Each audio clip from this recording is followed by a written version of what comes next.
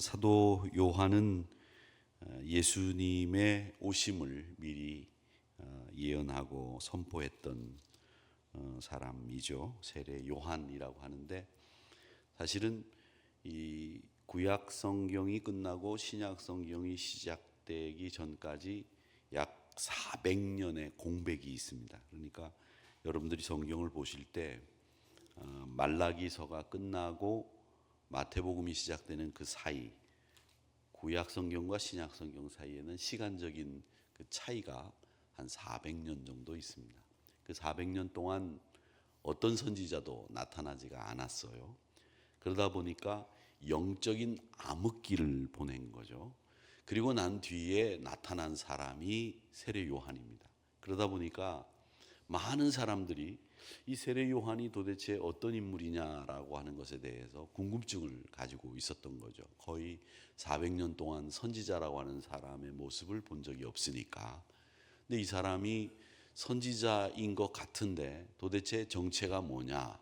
그래서 이 바리새인이 보낸 사람들이 세례 요한에게 도대체 넌 누구냐라고 묻는 장면이고, 거기에 대한 대답을 하는 내용이 오늘 읽은 본문인데, 요즘 말로 얘기하면 사람을 불러다가 이것저것 묻고 사건의 진상을 알아내는 청문회 같은 것이 열렸다고 보시면 됩니다. 청문회를 열어놓고 넌 어디서 왔느냐, 네가 뭘 하느냐, 도대체 세례를 어째서 네가 베푸느냐, 뭐 이런 얘기들을 물어보게 됩니다. 거기에 대해서 세례 요한이 나는 그리스도가 아니다. 일단 먼저 나는 그리스도가 아니다. 그리고 내 뒤에 오시는 분이 여기 선 분 중에서 한 분이 계신데, 그분은 내가 물로 세례를 베풀지만 그분은 불과 성령으로 세례를 베푸는 분이고, 내가 그분의 신발끈을 풀기에도 감당할 수 없을 정도로 존귀하신 분이다. 이렇게 이야기를 하면서 자기가 있는 위치와 처지, 그리고 그분의 위치와 처지에 대해서 분명하게 선을 그으면서 그분과 나는 분명히 다른 사람이다. 그분은 존귀한 이 세상을 구원할 구세주라고 하는 사실을 알고, 그것까지는 말을 하지 않지만 이야기를 하시고 있습니다. 자, 1장 내용은 전반부가 이 성육신 하신 그리스도에 대한 소개인데, 요한복음은 예수님의 탄생 기사가 없는 것으로 유명하다 말씀을 드렸죠.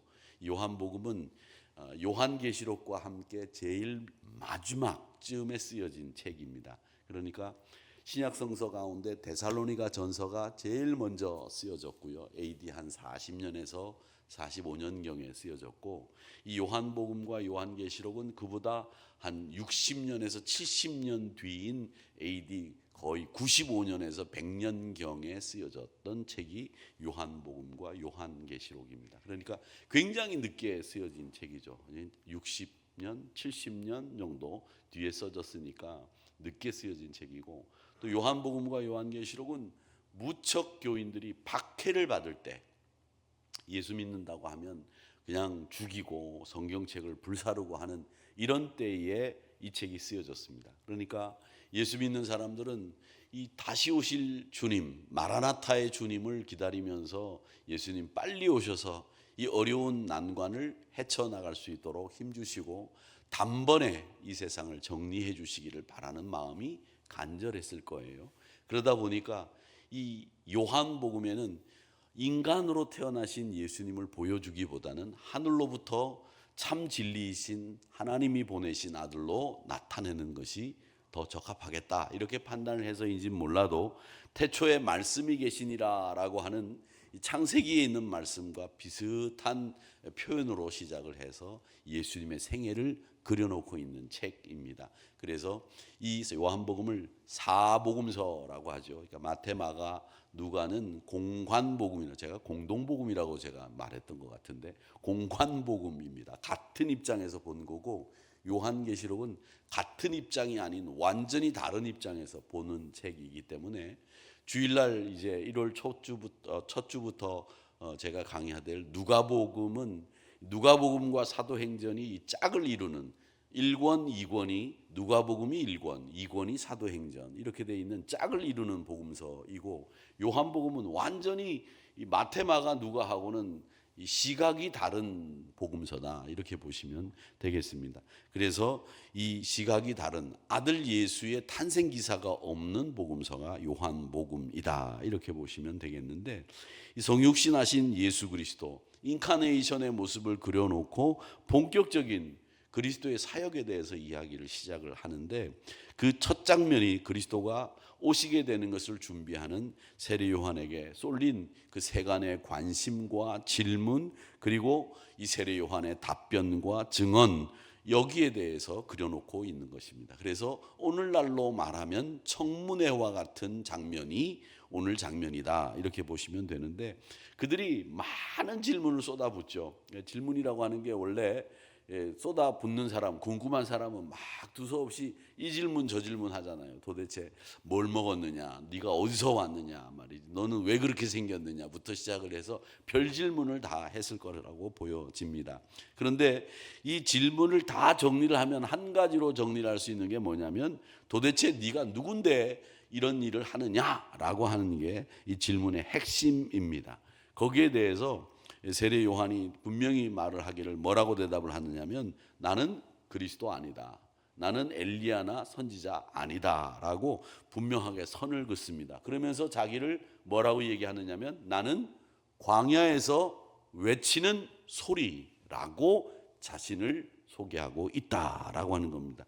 이건 광야에서 외치는 소리라고 하는 말은 자기를 표현하는 말이라기보다는 이 광야에서 누구를 위해서 외치는 소리냐라고 하는 말을 우리가 생각해 보면 이거 증언이죠. 나는 광야에서 누군가를 외치는 소리다라고 하는 말을 하는 거죠. 그래서 내가 광야에서 외치는 광야에서 외치는 사람이다라고 하는 이야기, 이 외치는 자의 소리다라고 하는 이 말을 함으로 해서 이 예수님에 대한 증언을 하고 있다는 겁니다.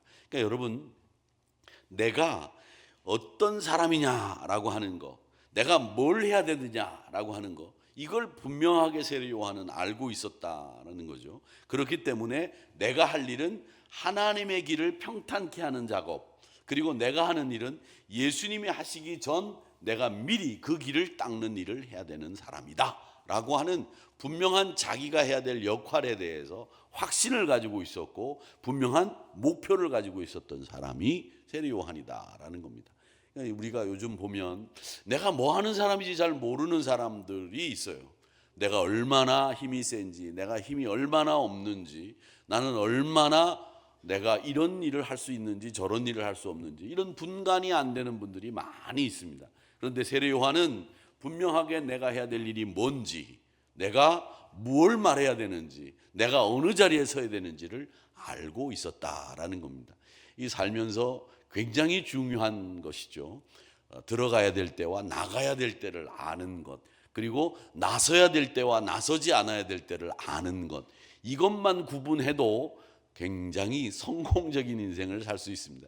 근데 나가야 될 때와 들어와야 될 때를 모르고 내가 있어야 될 위치를 모른 채로 사는 사람들이 얼마나 많습니까? 근데 세례 요한은 나는 선지자가 아닙니다, 나는 엘리야도 아닙니다, 나는 그리스도도 아닙니다 라고 분명하게 선을 긋고, 나는 광야에서 외치는 자의 소리라고 하는 자기가 있어야 될 위치와 내가 말해야 될 것이 무엇인지를 분명하게 말하고 있다라고 하는 겁니다.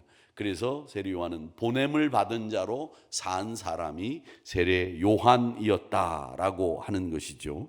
자, 그 다음에 24절에서부터 28절의 말씀에 보면 세례 요한의 답변을 들었지 않습니까? 광야에서 외치는 자의 소리다라고 하는 답변을 들었는데, 이 사람들은 사내들인 공의의 의원들로 보이고 바리새인들이 보낸 사람들로 보입니다. 24절에 그렇게 표현을 해뒀죠. 그들은 바리새인들이 보낸 자라라고 하는 말씀을 하고 있는데, 이 바리새라고 하는 말 자체는 우리가 아는 것처럼 나는 목숨을 걸고 율법을 지킨다라는 뜻을 가지고 있는 말입니다.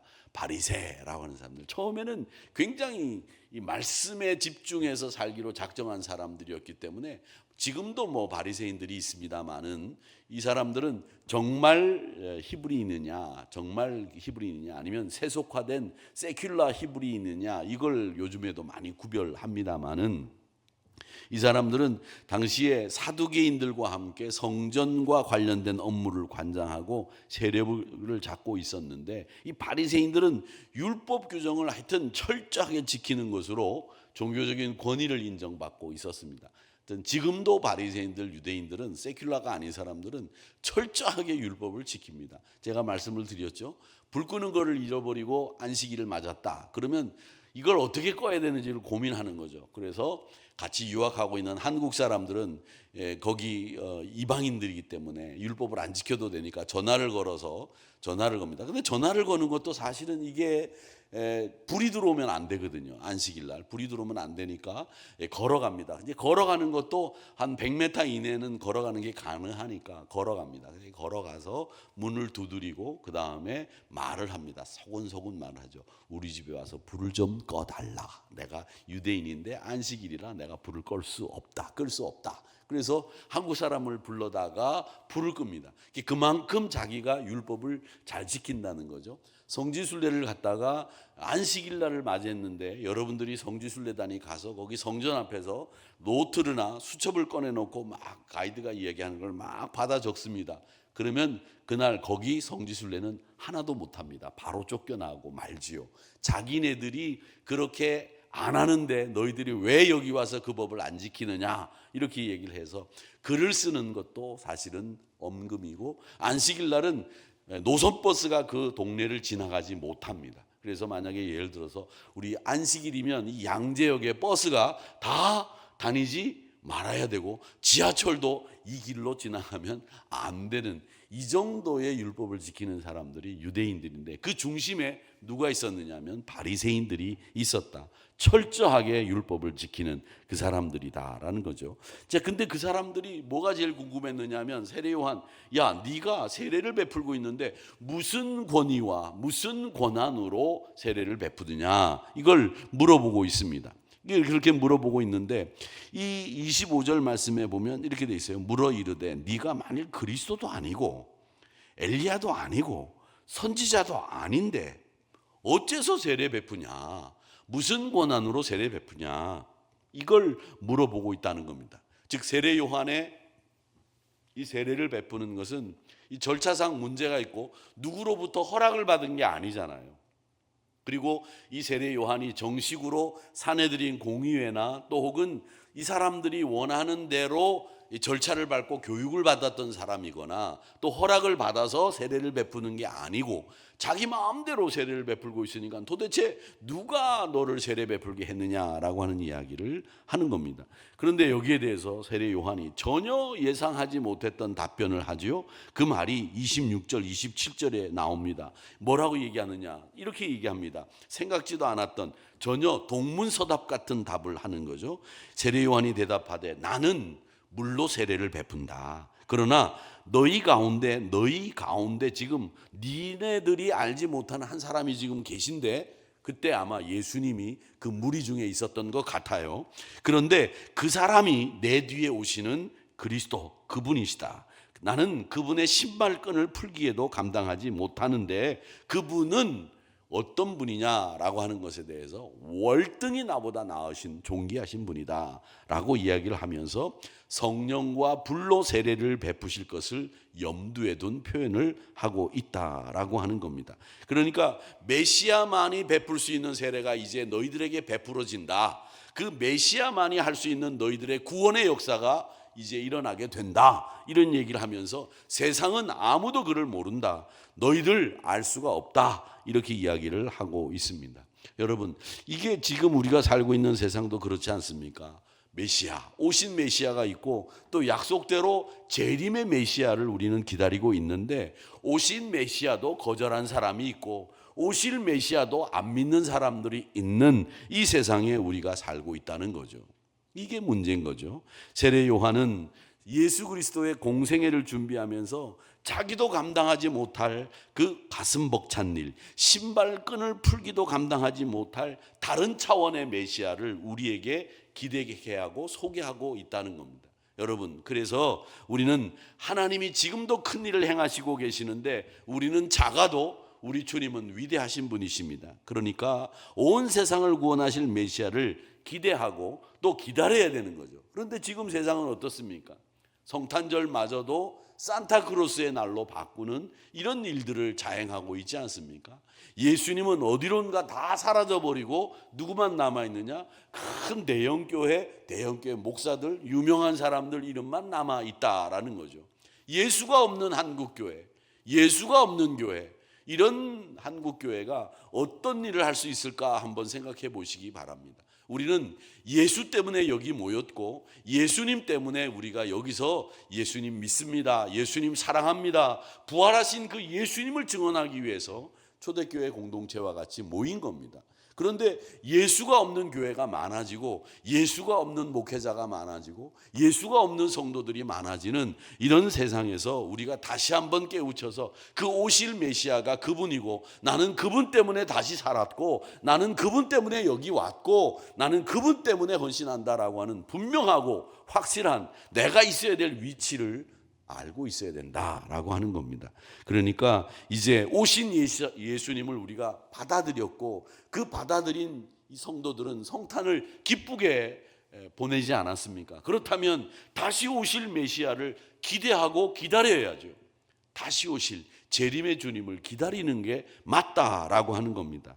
그래서 이 광야에서 외치는 소리로 자신을 인식하고 메시아를 기대하게 했던 세례 요한의 증언은 힘이 있었고 분명했습니다. 그러기에 우리가 예수님을 기다리는 사람들의 증언은 분명하고 확실하다라고 하는 겁니다. 그런 확실하고 분명한 신앙을 가지고 살아야 되겠다라고 하는 거죠. 그래서 제가 늘 말씀드리지만 신앙인들은 확실하게 눈을 뜨고 신앙생활을 해야 됩니다. 반짝반짝 눈동자가 빛나야 됩니다. 흐리멍텅하게 세상에 있어도 그 사람인 것 같이 지내지 말라는 이야기는 뭐냐? 내가 있어야 될 위치가 어딘지, 내가 뭘 해야 되는지를 분명히 아는 사람들이 그리스도인들이다 라고 하는 것을 오늘 이 세례 요한을 통해서 배우게 되는 겁니다. 세례 요한이 야 네가 무슨 권위로 세례를 베푸느냐 그렇게 얘기하니까 흔들렸습니까? 당황했습니까? 아닙니다. 자기가 믿고 있는 바를 담대하게 증거했습니다. 역시 우리도 왕의 재림을 준비하고 기다리는 사람들이고 그 왕의 재림을 기다리면서 이 땅에서 세상에 그 재림을 선포하라고 사중복음, 중생, 성결, 신유재림의 복음을 증거하라고 보냄을 받은 성결교회 신자들입니다. 그러니까 보냄을 받았다고 한다면 그곳에서 담대하게 외쳐야 돼요. 나는 예수님을 믿는 사람입니다.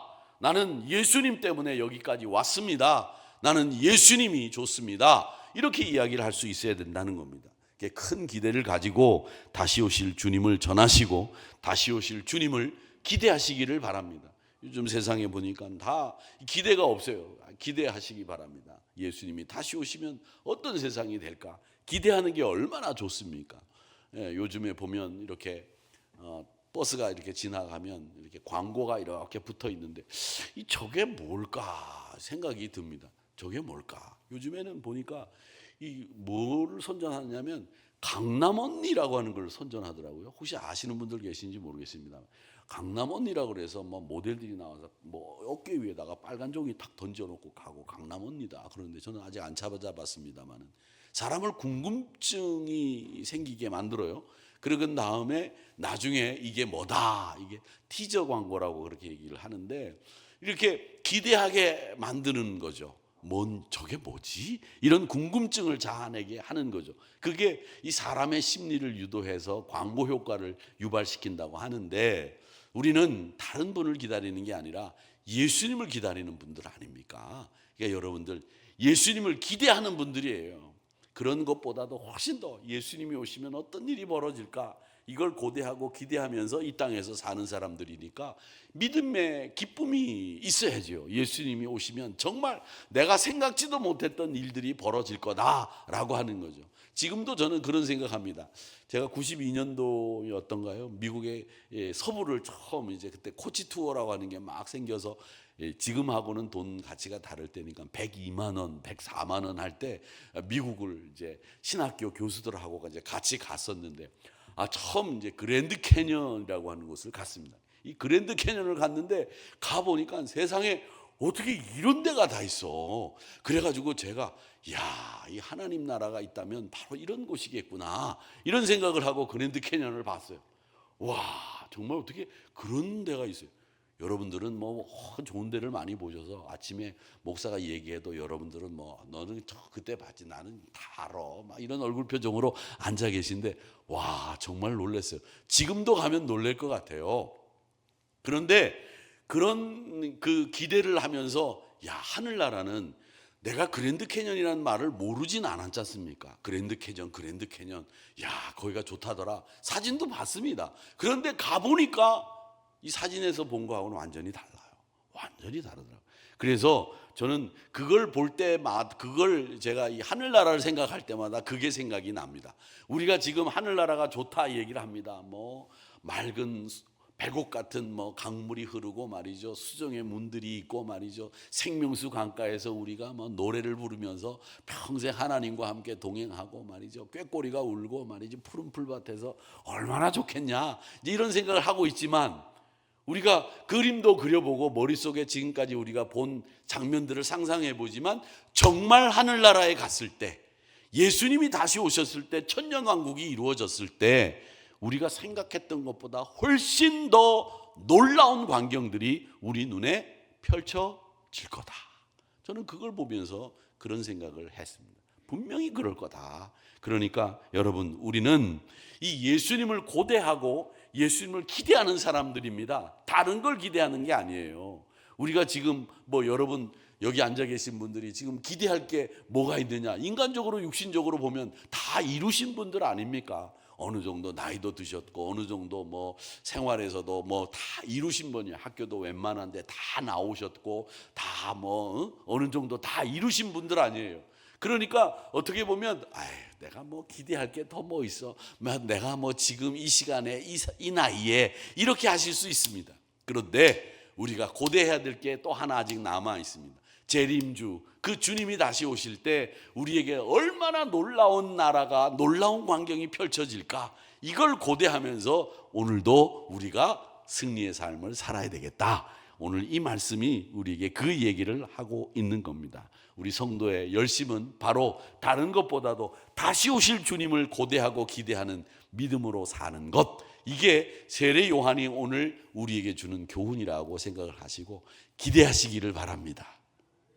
제 말을 안 믿는 분들이 계실지도 모르겠는데 기대하셔도 좋습니다. 이건 제가 하는 일이 아니라 하나님이 하시는 일입니다. 그렇기 때문에 재림의 주를 고대해도 좋다. 오늘도 주님을 기대하면서 살아가시는 우리 여러분들이 다 되시기를 주님의 이름으로 축복합니다.